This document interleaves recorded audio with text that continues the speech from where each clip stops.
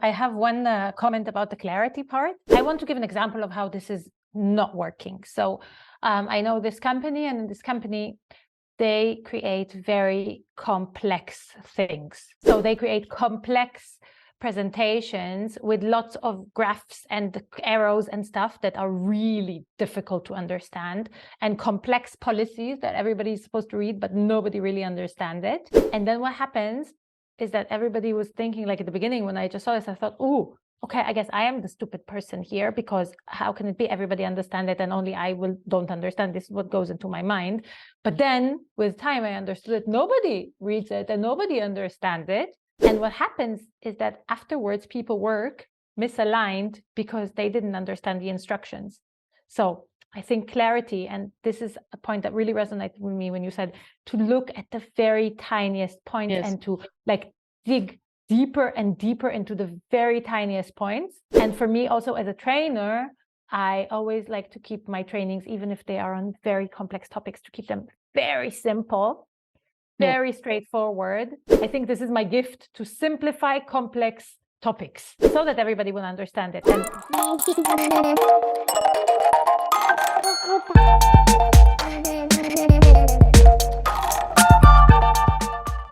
hi everyone, welcome to the People Things podcast, and I hope you're all doing well, and thanks for the response on the first two episodes. We've received some really good feedback from you about what went well, what could be better, but I think that people are liking the idea and people are liking that we are creating the safe space to have conversations about being human in general, life at work, life not at work, and I think I'm really overwhelmed with some of the messages that I've been getting from everyone. Our superstar from the first episode, Michali, has returned. And I would say I cannot be happier that she has. And I think we work very well together and we have similar ideas in a lot of for a lot of topics. And her being here is proof for that. And I cannot be more happy that we are connected again on something. And although we have some different views about it, we still want to have a conversation.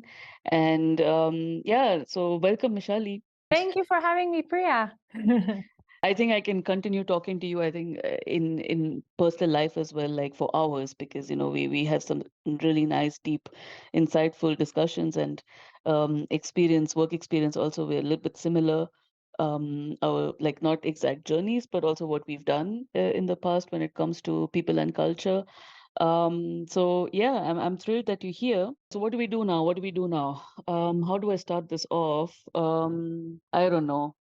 Maybe by saying something like, if you expect nothing from somebody, you are never disappointed. So in Hebrew, this is very random, but in Hebrew, expectations and pillowcases have the same word. So we say that expectations are for pillows. Nice, that's a good one. But then I have also been thinking, blessed is he who expects nothing, for he shall never be disappointed. An interesting one that I read is when you stop expecting people to be perfect, you can like them for who they are. That's a really good take, I think, on expectations. And I think the expectations are a key word here. I think we're giving you very not that subtle hints. I'm going to end this part with Bruce Lee, which is a little bit angry. I'm not in this world to live up to your expectations, and you're not in this world to live up to mine. So for our listeners out there, I think we've dropped a lot of hints. The topic today is expectation setting. There's a lot of in these quotes that we've read. We've heard some disappointment. We've heard the word disappointment several times. We've heard people expecting you to be perfect. We've heard a little bit about, how to be happy in a way. When there's a quote that we spoke about that said that, if you expect nothing, you'll be always happy. So why is expectation such an important topic? And in our day-to-day lives, whether it's relationships or, work, or even, anything that you do, what makes expectation setting important? Michali, what do you think? I want to hear what you think about it. This is a very interesting and important topic. I think that it starts from the assumption that everybody is different, right? And so if I am different from you and you are different from other people, then everybody will have different ideas in their mind. And so it's all about communication for me. If you set up the expectations, if I go to you and I say, hey, Priya, you have this amazing podcast. I would like to be a guest in your podcast. Please host me. Then I might have one idea in mind, you might have another idea in mind, but unless we talk and we set up the expectations about what's going to happen in this podcast, everybody is going to be unhappy, misaligned, and just have bad experiences. Of course, it can also be that it will work, but it can be that it will fail. So I think to sum it all up, setting up expectations is super important when you work with other people, when you're in communication with other people, because it helps you to set up what it is that we are going to achieve, what are our goals, what are we doing here, and then at the end everybody can be happier with the result. What do you think, Priya? Yeah, I think what you mentioned here about not knowing each other very well and everyone is a little bit different, important. I think fair point. For me, it's more like, I don't know, I think about myself and I'm like, moments where things just click. Like when I meet someone and we are on the same page and we have the same ideas and we have the same drive and we have the same way of approaching things, I'm very, very happy. But I've been working for like what, 11, 12 years now. It's not happened that often. So what you also mentioned, that everyone's different, is very, very important because you're not going to meet everyone that just clicks the same way with you. And for me as well, right, it's very important to know what the other person wants from me, to what extent, sometimes even a lot. I think I need to think a little bit less about it, but I also am like, okay, if someone's asking something from me, what is the underlying thing that they want? How fast do they want this? What is the outcome? Because it somehow makes me feel safe and not having to deal with the ambiguity, which is okay. I mean, some ambiguity is fine, but the consequences later are for me a little bit. I don't appreciate when the consequences later are not good, because in some way, in the beginning itself, we could have clarified what we wanted from each other. So I think I do. It's for me a little bit to just make myself comfortable and safe before starting anything. And I also feel that, I mean, yeah, there's a lot of people talking about expectations, putting out different concepts and everything out there. That's fine, but um you don't have to over engineer it. But I think it's always good to start anything that you're doing by just understanding each other's expectations and how, what you want from each other, than having to like later think, oh, it just didn't work out. So yeah, I think that's for me, that is the most important. Those are very interesting points. I like the point about feeling safe, and I completely agree with you. Everybody is a bit different than one another. Sometimes things click, sometimes things don't click as much, and setting up the expectation, saying, hey, this is what we want to achieve, helps everybody feel safe, and then everybody know what is expected from them. I think this is also super important. Yeah. Yeah. And I think, we've been working for a while now. So um what Michali, do you have some examples maybe you can share of where, yeah, it didn't go that well, or maybe just your take on where you had some learning moments from, yeah, some in your day-to-day life or your work life? Yeah, I can share. Actually, setting up expectations was a topic I had to deal with a lot when I was having my own company. At my own company, I had a small relocation agency that was working on relocating highly skilled employees to Germany, basically. And before that, I was also working a lot with private clients and everything. And at a certain point, I think the biggest realization was that even if I try to set up the expectations and say, hey, it can be that you don't get your visa, or hey, nothing here is a sure thing, or hey, you can get an apartment, but it might not be in the price that you were thinking of getting.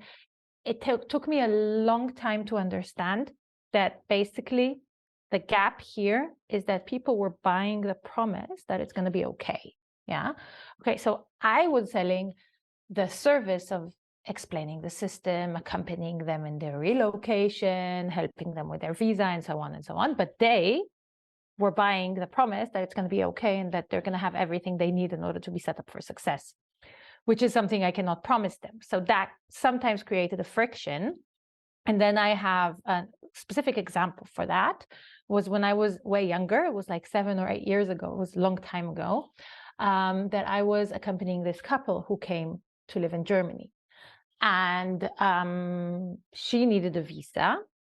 And in their situation, I could assume from the beginning that she would not get a full-blown 5 years visa because of their situation, but she would get probably usually first 6 months, and then she can apply for more and get more.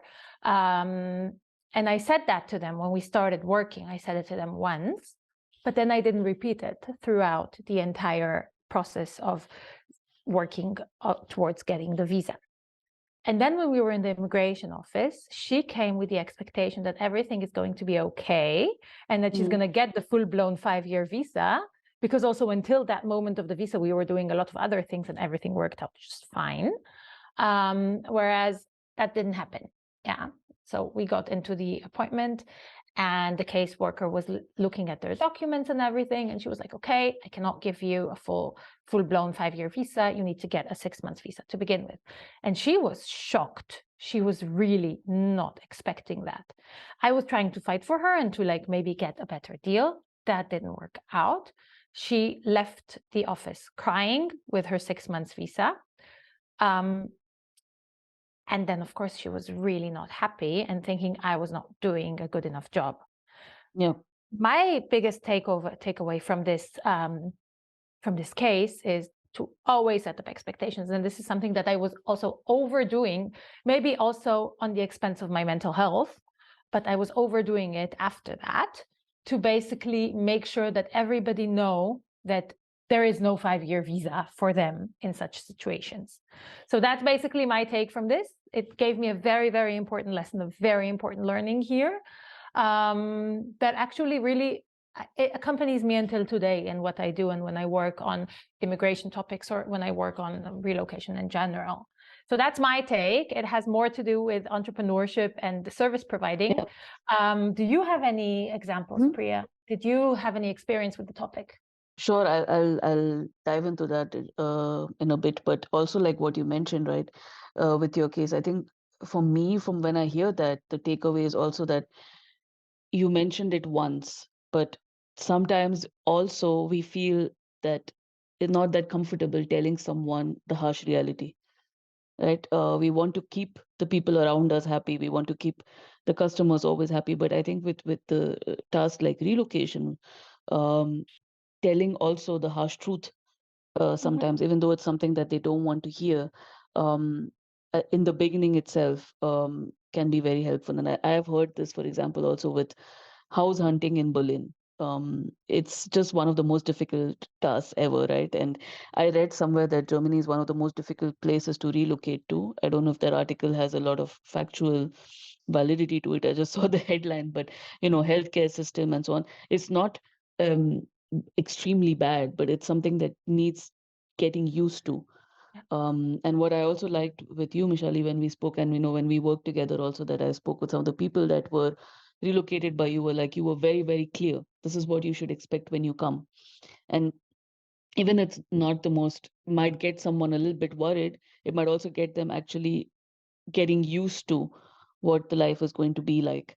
And for me also, like when I was doing relocations, people had a hard time understanding the social system. Like, why am I paying into this and this and this? And what does it mean, right? And clarifying that in the beginning itself, if they have not done enough research about it, I think it's very, very good. I think for me, the ideal situation would be that everyone reads up everything in the beginning. I've also had some cases where we've moved people who were very, very well informed, like way well informed than even the person handling the relocation. But there's all the information's available there. It's just about reading it and not having those shocking moments like, oh my God, I'm going to cry in this office right now because I didn't get my visa as I expected, right? I can take your example a little bit further. So we're talking about relocations right now, but in general, you can apply this example anywhere. But let's say someone's starting a new job in Germany, right? And we have a long 6 months probation period. a lot of people look at the 6 months probation period as very long, and oh, it's too much, and I don't know, but it's actually a good time to see if it works for both sides. Especially if you have an unlimited contract, then it's like you usually, in tech and so on, you have 3 months notice period. So Mhm. getting out of the contract is not that easy. They're also like super fast and so on. But when someone starts in the company, what I have usually noticed that doesn't work is that the right expectations are set from day one. As in, you have started here, you spend a month or two onboarding, getting to know the Mhm. tools, getting to know the systems, and then you spend the next so much of time, like amount of time on the tasks that are assigned to you, on picking up the tasks, working independently, and so on. And then let's do a check-in in, let's say, 3 to 4 months. That is maybe half of your probation period, to see how things are going from your side, from our side, and then from like the employer side, and then align and then take it from there. So, in this period of time, so maybe I have seen some people do a 30-60-90 approach. I Mhm. like the one that's done monthly. So you look at it, you create an expectation setting document, and you look at it and you're like, okay, we've aligned on XYZ to do right now. We'll talk a little bit more about frameworks and, methods and formats and stuff later, but a monthly check-in about what am I here to do? Why did I join you? What was important for me to join here, or attractive for me to join here, and what I, as an employer, let's say, expect from you as an outcome. So I think I've seen this actually go south several times, where, let's say, as an HR business partner, I get a request, hey, from the leader, it's not working out because in the last day of their probation. So the 6 month, a day before the probation ends, oh, it's not working out. That's a terrible experience for the employee. If you had done a good job setting the expectations right from the beginning, we wouldn't come to that last minute, that you say, hey, and maybe if you're also on your last day of your probation, you're usually not thinking you're going to get fired, right? You're like, hey, it's worked out, and I'm preparing to get to celebrate. So I've heard this has been really something that bothers me about this expectation setting process. And then sometimes I also have people, let's say, resigning quite randomly because they just didn't speak enough about what was working for them and what was not working for them. And it was a shock, and nobody knew that they would actually resign because they never really spoke. Um, and that's also not good for the company, because you're like, nobody had any clue that this person was thinking this way. So I think it's just being open and honest during your like employment, or let's say in this case probation period, is beneficial for both sides. Yeah, so I would say that's my experience on not working that well. But yeah, we'll talk a little bit about frameworks and methodologies a little bit later. Yeah. Yeah. I think that it's always important to remember that the probation period is for both sides, right? Yes. And I think this is something that in the expectation setting, it's clear that in the probation period, the employer is checking out their new employee and checking out to see if this was a good fit, if the employee is meeting expectations and so on. But the employee is also from their side checking the employer and saying if this is a good fit Exactly. for them.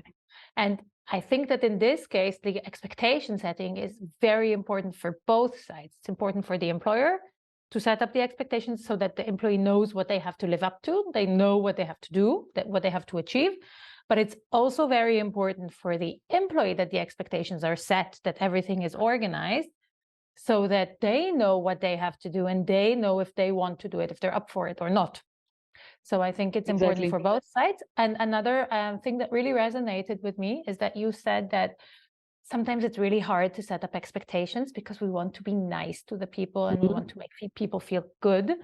And I was dealing with that a lot in my life, in my professional life.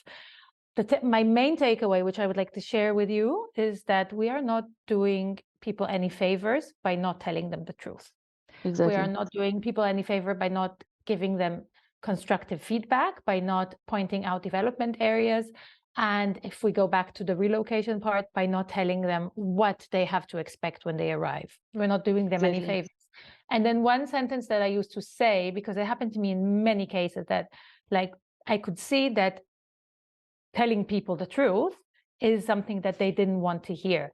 So for example, if somebody, I'm sorry, I'm coming back to the relocation example. No, Somebody is coming back to Germany and they thought they would get a visa and then they can work in whatever job they want, and you tell them no, work visas in Germany in the first years are limited to a specific employer, then sometimes you can see that something in their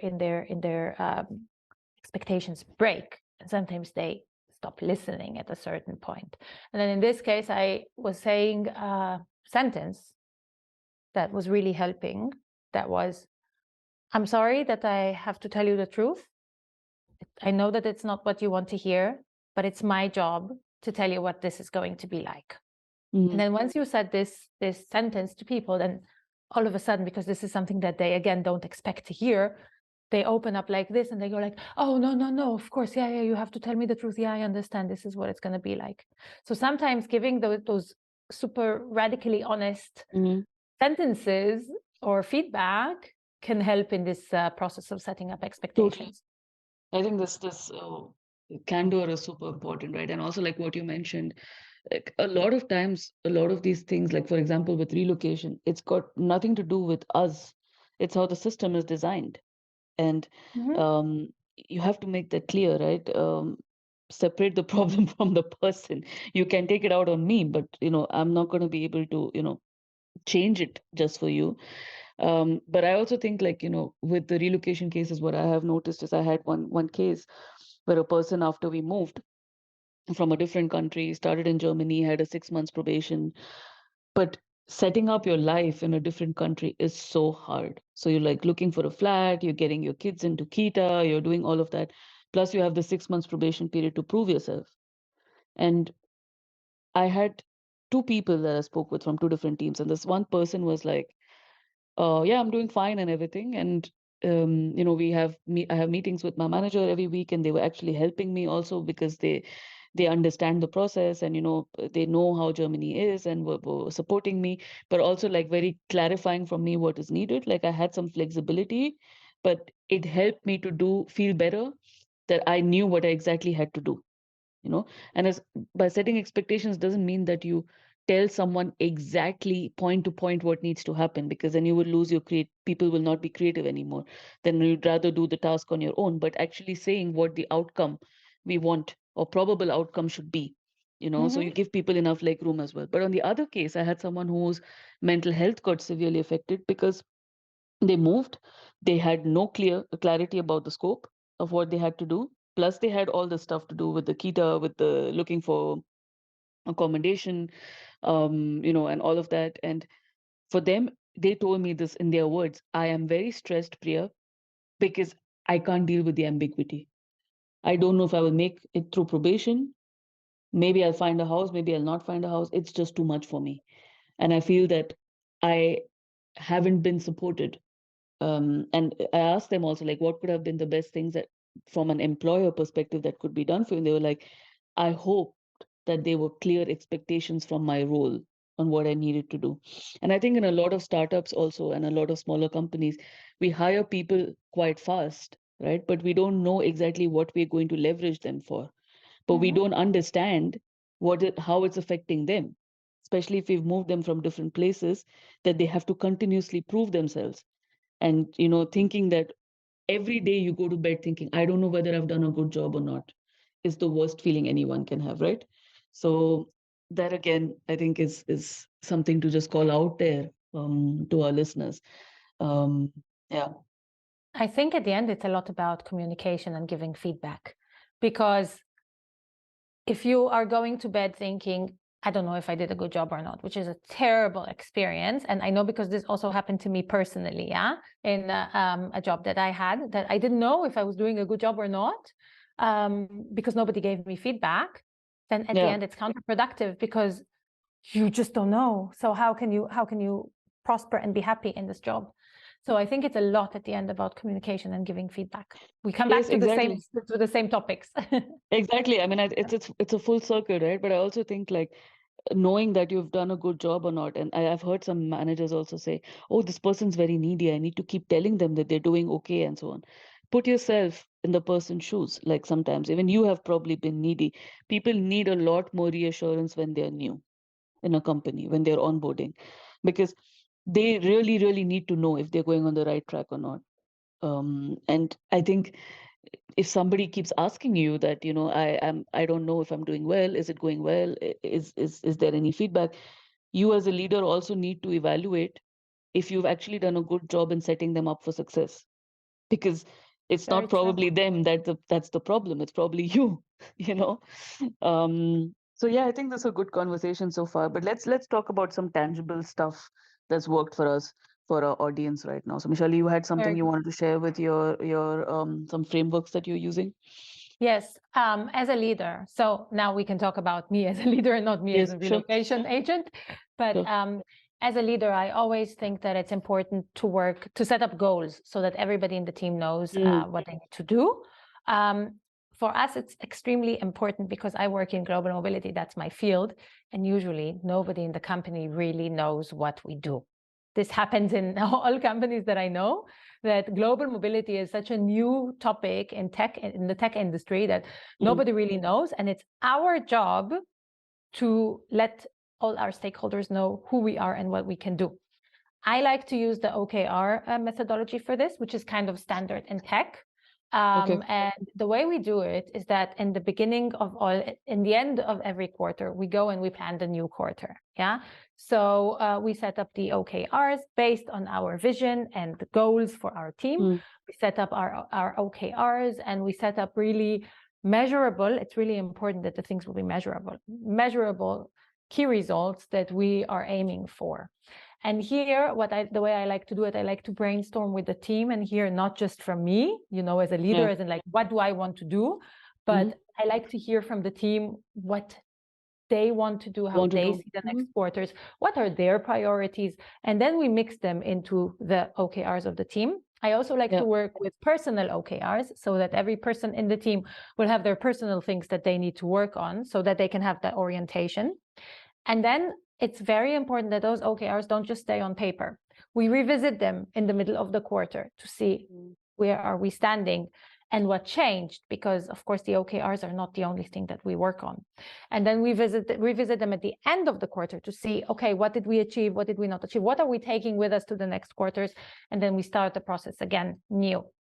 And I found that this is really, really helpful to focus people. I also brought this framework to an environment that didn't have it. Yeah. And I found that this was super helpful to understand what we're doing, to understand where we're going. Just one last point that I want to say on OKRs.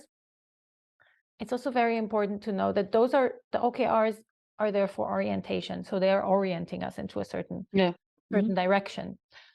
But they are not everything that we work on. In the fast changing environments that we work in, lots of things change, and it can be that things pop up in the middle of the quarter that we now have to work on, and we cannot say, no, this is not in our OKRs, therefore we're not working on it. Then the priorities change. And so it's fine if we don't reach all of our goals. We will usually not reach all of our goals in our OKRs. If we reached all of them, then it was too easy, Said and then we badly. set up higher goals in the next quarter. But yeah, so it's always this balance between those predefined goals and the ad hoc opportunities that come up. And also, I think as part of the expectation setting, it's also about encouraging your people to jump on the ad hoc opportunities that come up, because those opportunities are what's going to help them in their growth. You do something new that you didn't do until now, and so you grow, and then better for the next time. And every time you grow a bit more, and as a leader, I see it as my job to help my people grow. Exactly. So that's my framework. That's how I like to approach the topic. I think we can do a whole episode on OKR. So for our listeners out there, objectives and key results are OKRs. And I think what Michali also mentioned, right? They're something that's designed to be very, very ambitious. So the idea is to push yourself to achieve them, but also if you achieve them easily, then they were not set well in the good place. So in the first place. So that's what I want to call out. And I also think that what you mentioned, right? It gives you some kind of roadmap of what the upcoming months or weeks can look like. And you revisit them and you see what something else, because in scale up startups or any work environment, prioritization is key. Something else becomes important, then you need to drop something else. So that's also like a little bit of a dance between, okay, this is what I had in mind and I'm preparing for this, but this is not something we're going to have to do. I'm going to have to do something else. But for everyone out there who's also facing this, it's important to know that, okay, with every new thing that comes your way that you've not planned and prepared for, there's an opportunity for you to learn and grow. So maybe some adjustments need to be made, but you will feel better when you already have a plan. You'll feel fulfilled also that you have a plan for the upcoming weeks and months, and maybe you need to change a little bit your plan. But yeah, it was important thing that it was there in the first place. And also like what you mentioned, right at the end of the quarter, I've also been used to kind of revisiting the OKRs, kind of doing a retro and seeing what went well, what didn't go well, what could have been better. And it's a lot of feedback for everyone to get better at what they're doing. And I think that's super nice framework. A lot of people are using it. I know a lot of companies are using it. I also like OKRs, and I would work with OKRs, but I like also another simplified framework that I've used while working with my team when I was leading people, and I think it's the three C's. So the first one Mhm. is context. A lot of times, like when especially OKRs are created on the top levels, they come they cascade it down and they have to be Mhm. broken down into individual OKRs for different teams and so on. But in if there you have to create enough context to give people enough context. People need to know why they're doing what they're doing. So if there's a goal that's created and if this has to be achieved, you are executing maybe a part of it, but what is the reason we're doing this anyway as a part of the strategy for the company has to be super clear. You can get people on board to do good work if they know the overall context of what is happening, you know. And leaders sometimes shy away from that because it's like, oh, but maybe it's like not that important for them to know, or maybe it's coming from a little bit of a negative space. But people would appreciate that you were honest with them. And let's say you made some mistakes as a business in your strategy, and now you want to change this, and out of this is one goal that's come out. And you don't want leaders sometimes feel a bit shy to share that, hey, this is something that went wrong. That's why we want to do this. But the truth is that the more context you give, the more people feel comfortable being on board. They feel like, hey, at least I have now the information. Like knowledge is power here, you know. And if Um, I can add to that, I mhm. think it's all about purpose, right? Because people need Yes, purpose in order to purpose. do a good Exactly. job. And knowing the strategy of the company is giving them this purpose, knowing why are we doing this? Why are we working on this? Why is this a topic? This is what gives them the purpose. And another thing about transparency or not telling, I think you should always share the strategy with your people. Sometimes you don't have to share the whole thing, but you need to give people this why, this context, as you said. If you don't do it because you try to protect the people or because you don't want to share or whatever, then people will speculate, and then they might find out the truth, or they might speculate worse things than what you think. Yes, exactly. So it's not helping to not share as a leader. Perfect. Yeah, I think that's the purpose part is also like super important, right? You need to know why you're doing what you're doing, because everybody, and especially also that, you know, you have really good talent that is also like highly skilled and has a lot of potential. They're purpose-driven people. They're just not executing, right? And yeah, so fair point on mentioning that. So nice. Priya, what's the second C? The second C is clarity. I think so context is just a high level overall, you know, you give someone a clear understanding of their purpose and everything. And I think clarity is more on aligning at a little bit lower level. So, you know, this is what we need to do, and this is the direction we need to go in, and be very clear about what the overall outcome should be of what the person is doing, even if it's broken down at a smaller level. So Mhm. eh, as a leader, as an employee, you sit also like on getting clarity on what it is. If there's something that's not very clear, you know the overall picture from the context, but it's not very clear at how does it resonate at this little bit step below on what do I need to do. For example, if the strategy is that I need to increase or I need to increase the number of women in my talent pool, um, how do I need to do it in which teams, or which is give me clarity which teams this has to be. So break it down to the T, you know, so that Mhm. it's very clear that this is exactly where I'm going. Because, and I like this exercise where I look at an Excel sheet, I put what is the high level goal, and then like break it down to the T till the end for myself. If I have this, if this comes as a goal, not my leader, I do it. And then, okay, align on those small points that you've put together. So that's the clarity part. I have one comment about the clarity part, Yeah. because I want to give an example of how this is not working. So I know this company, and in this company, they create very complex things. So they think it's complex topics. So they create complex presentations with lots of graphs and arrows and stuff that are really difficult to understand, and complex policies that everybody's supposed to read, but nobody really understands it. And then what happens is that everybody was thinking, like at the beginning when I just saw this, I thought, oh, okay, I guess I am the stupid person here, because how can it be everybody understand it and only I don't understand? This is what goes into my mind. But then with time, I understood that nobody reads it and nobody understands it. And what happens is that afterwards people work misaligned because they didn't understand the instructions. So I think clarity, and this is a point that really resonated with me when you said to look at the very tiniest points, Yes. and to like dig deeper and deeper into the very tiniest points. And for me also as a trainer, I always like to keep my trainings, even if they are on very complex topics, to keep them very simple, very straightforward. I think this is my gift, to simplify complex topics, so that everybody will understand it. And fun fact, when I was once giving a training in this company, and it was a training about visas, which is the topic I excel in. And I was really like breaking it down to the smallest details, and like putting nice emojis next to it so that people will be able to connect, the visual with the words and everything. It makes you remember things better. And they didn't get it. They were like, no, but we need a training. I'm like, yeah, but I just gave you a training. No, this was not a training. We need a training.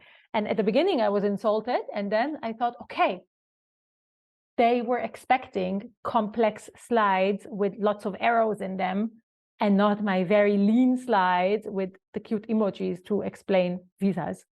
It's such a dry A topic. little point about about clarity. Clarity, yeah. I think it's also like, I mean, what you mentioned here, simplification is important, right? Not to over engineer it. Let's say you have something in mind, just put down what you think would be your next 2 to 3 weeks working on that project, right? What is it going to be looking like? And so that it's very clear that whoever you're working with also knows what to expect from you, which direction you're going, right? Maybe you need to change course, but for you as well, mentally, it's good to have that map created. And last but not least, I think the last C is conditions. When you're working with someone, let's say you have this goal or this OKR setup and so on, what are the conditions under it? So what is the autonomy that I have? Let's say I need to change course. Whom do I need to reach out to? Do I need to inform anyone? How often do I need to give updates to everyone that how the project is going or how the goals are going? Whom do I reach out to when there's blockers? Let's say that I feel that I'm having a really hard time doing something. Where do I escalate? So things like that, make the conditions also very clear, because then that way you've completed. I think that way then you have all the expectations also set, because a lot of times people do the work, they know the what, they know the how, and then the day to day also, okay, but I don't know what Priya's doing. Okay, I never heard about it from her. Oh, so did you expect her to send you an email sharing the updates that how much is achieved in the goal? Oh, that was not clear for me. So you avoid that, right? So you also clarify the conditions. That's the end of the 3 Cs. I hope that it helps some of our listeners. I like it a Um, lot. I also like the conditions. And here I would also like to share a little bit of input and an example. I think that this is also super important. It's, again, as we said, it's all about communication, right? Communicating who is responsible for what, how are we dividing the labor, how are we collaborating with one another, when are we giving feedback and everything. And I want to give a not so good example of how to set up conditions. So in this other company that I know, what they used to do is they used to set up for every project, they used to set up weekly meetings. So every project that you have, and think you have 3 or 4 or 5 projects on top of your daily work, and then you have weekly meetings for every one of those projects. And in those weekly meetings, everybody felt the need to speak a lot. But actually, there was not so much progress done on a weekly basis. But they continued with the meetings because they thought, okay, the meetings will bring us forward. Without the meetings, nothing will happen. And then there was one project that I was working on where we started with weekly meetings, and then I understood that it's not helping. So I just canceled the weekly meetings without asking anybody for permission. I just canceled the entire series. So no more weekly meetings. And then we just did the work needed on this project, and we ended up finalizing the project without the weekly meetings, and so everybody were happy. What's the takeaway from here? I think the takeaway is to set up the conditions in a way that is working for everybody. Everyone, yeah. And to create also an environment where everybody can say what they think about the setup, and not to make assumptions. Yeah, and what you also said, like, it didn't have to be a meeting, it could have just been an email, no? Like, simplify it. Don't have to, like, just because you want to make sure the project is moving forward, you set up all these 20 meetings. But people also work, they're independent, and they are driven people. So yeah, fair point. I think we spoke a lot about expectations. We've given a little bit of how to set expectations. What are some examples there? I hope that it can reach some people who for whom this topic is important, and they're looking at different ways of doing the things. And we're happy also to reach out to us on LinkedIn. If you want to have more discussions. We are also learning, and if there's better ways of doing something, happy to also get that input. Yeah, so thanks again, Michali, for being here with us. I think this is not the last time I would be saying thanks to you. Thank you, Priya, for having me. It was really a pleasure. I enjoyed it a lot. Thank you very, very much. And until next time, bye. And bye.